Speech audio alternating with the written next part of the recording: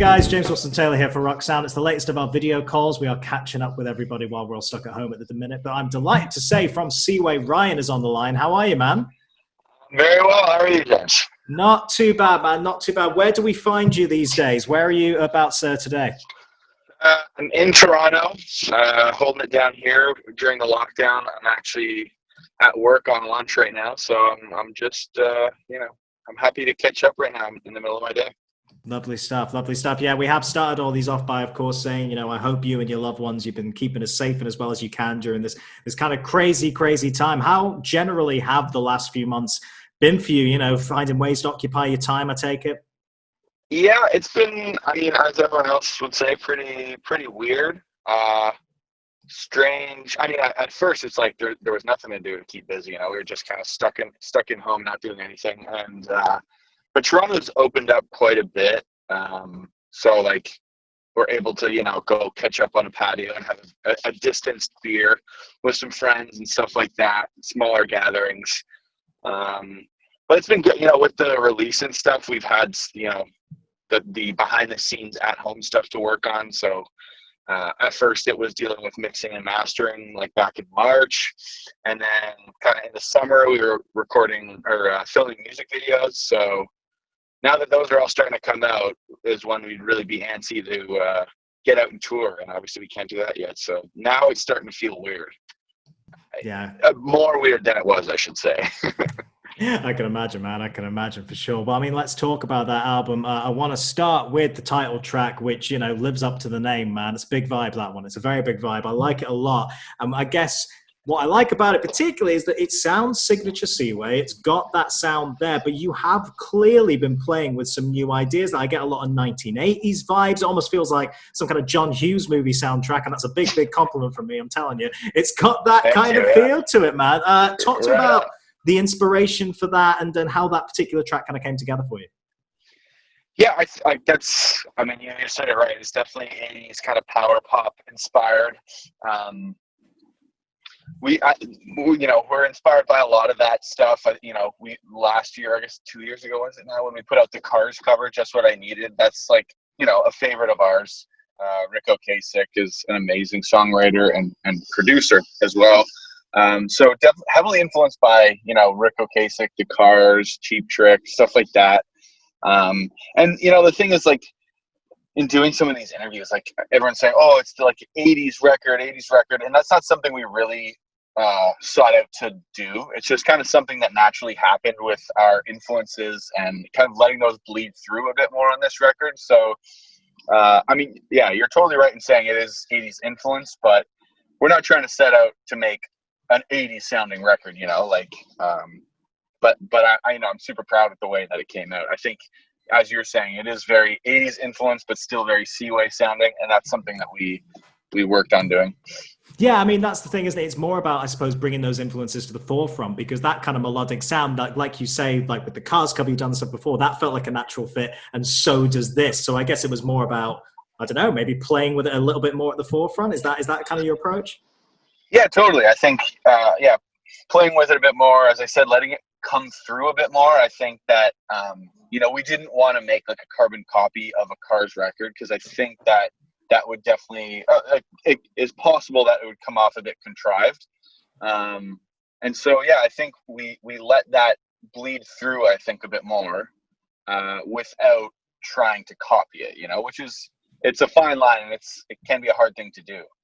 Yeah, it's tricky, man. It's tricky. But yeah, definitely pulled it off on that track right there. And then, of course, the one that we've, at the time of recording, kind of just premiered on Rock Sound is Wild Things, which, again, nice, different feel to it, but again, fitting in the record. Tell me a little bit about how that track came together and why you wanted to put that out ahead of the whole album. Yeah, in the whole scheme of the release, I think Big Vibe was the classic, making the old fans happy, but hopefully bringing in some new ones. Wild Thing is it is a bit of a curveball for us, but in saying that, it felt natural as well because of all the fresh produce experimentation we did on that. I think it was after that we kind of thought, okay, we could try something a bit more synthy, a bit more bedroom pop kind of sounding, So that's how that one happened. We had that idea going into it. didn't really know how it would work out. Big credit to our producer Anton DeLost. He helped us experiment with the synthy sounds a lot, so he was a huge help on that song. Yeah. Excuse me. I was gonna ask you as well, just kind of looking back, because of course the last time we chatted when you were kind of in the UK and touring and stuff was all around Vacation. And a massive fan favorite, that record. I mean, it really, really did feel like a proper quintessential Seaway record. I'm just wondering, what are the learnings you took away from that going into this one? Because it feels like you've been saying, with taking things that might be perceived as risks or trying new sounds and stuff, that comes with a certain level of confidence, right? Like what did you take away from the previous one that's kind of fed into what you're doing now? I think we learned on Vacation that we should be taking those risks. I think that on some of the songs that we decided to take some risks on, they paid off very well. I think on other songs we tried to dial it back a little bit. We maybe thought that might be a bit too intense, and I think that we could have really gone for it on that one. So I mean, we're all still very proud of Vacation, but I think on this one it was kind of like, okay, let's just go for it. Let's not hold back on anything we might think is a bit too different or a bit too out of the norm for us. Let's actually do it and let's try that. And I think that comes through a lot on the record. I want to talk a little bit then looking forward, because live plans, I mean, they're up in the air for everybody. Of course they are. We don't quite know when that's going to happen. So I guess something I've been asking everybody who's putting out records in this time is, how do you keep that going? How do you communicate with fans in this time? Have you guys thought about the rest of this rollout and how you want to have people experience the record, I guess, when you can't get out there in front of them? Yeah, I think as everyone, we're just like really leaning on social media to get it out there as much as possible. We try and stay as active as possible on there. So I think it's, even more so when you can't get those face-to-face live interactions, we're going to be using that a lot more. Yeah, I mean, like a lot of bands have been starting to do I know in Ontario right now, Silverstein is doing a drive-in concert. I think this weekend or next weekend. So that's pretty interesting. But I think by the time the record comes out, it might be a bit too cold around here to do a drive-in concert. We're going to do some sort of live stream around the release. So we'll have to stay tuned for that. We're working on the details of that right now. But stuff like that is really all we can do until we're allowed to tour, which hopefully is early next year, mid to early next year. But yeah, that's all we can do, right? Just cross our fingers. Yeah, no, for sure. I mean, it's kind of an interesting thing, isn't it? That, like you say, you have to look at all these new ways. I've seen a few people doing these drive-in stuff and finding new ways around that I guess is going to be this new world, the new normal, as everyone keeps calling it. Yeah. But it is going to be interesting seeing that moving forward. In terms of how you guys have been working during this time, you already had the record ready to go pretty much. So have you been thinking about what comes after that? Have you been finding time to write or anything like that? Or is it just, we're in big vibe mode now? The focus has definitely been on Big Vibe, getting that out, the excuse me, moving parts that go into getting all this stuff out. But I think very shortly we'll get into talking about what comes next, in the next release. And yeah, I mean, normally we take some time to just do the whole touring cycle, and then, on the road, it's just natural. We'll talk about the next record. So I think that'll be different this time around. Like with this unfortunate free time we have right now, we'll start talking about that and maybe start working on things earlier than usual. Yeah, it's funny as well when you think about live shows, whenever they will happen, something that everyone said when they've been putting out records is, it's going to be weird going out on stage and the record's lived out there in the world for that long. Because normally you'd be like debuting songs live, they're suddenly going to all know the words, presumably, by this point, right? Yeah, I think that's something that we kind of considered as, it could maybe be a positive in that you don't go on tour and release the record and it takes maybe a couple weeks for everyone to learn all the songs.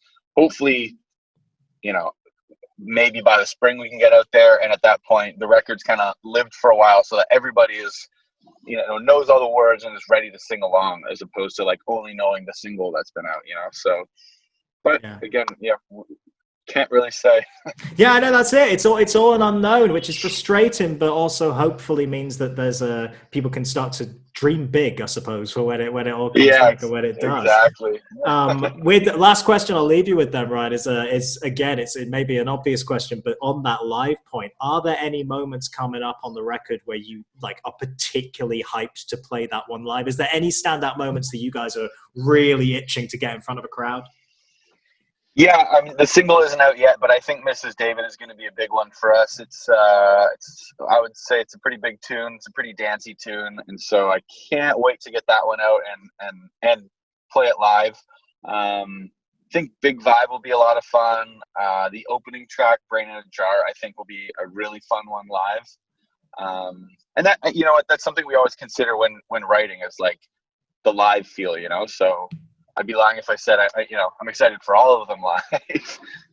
But those ones specifically, I would say. Yeah. Not a bad problem to have, is it, being excited to play the Yeah. whole album live? That's what we want, man. That's what we want. Exactly. Ryan, always really good to chat to you, man. Looking forward to seeing you guys in the UK whenever that's allowed, hopefully sooner rather than later. But in the meantime, Yes, take care of yourself. And best of luck with the record, man. Yeah, cheers. Thanks so much for having me. Always good to see you, man. All right, Ryan, over.